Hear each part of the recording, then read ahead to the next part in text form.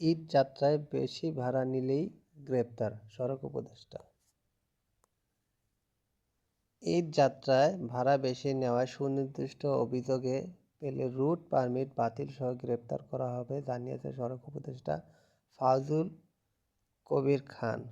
মঙ্গলবার ২৫শে March Sayedabad bus terminal এলাকায় পরিদর্শন শেষে সাংবাদিকদের এ কথা বলেন তিনি বলেন, ঈদ ঘিরে ফেরা যাত্রীদের নিরাপত্তায় সর্বোচ্চ সতর্ক অবস্থায় থাকবে পুলিশ। সড়কে শৃঙ্খলা ও যানজট নিরসনে সেনাবাহিনীও কাজ করবে।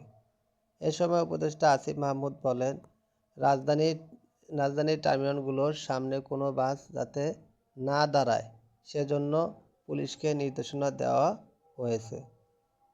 একই সাথে মহাসড়কে শৃঙ্খলা ফেরাতে যাত্রী ওঠানামায় নিষেধাজ্ঞা দেওয়া হয়েছে।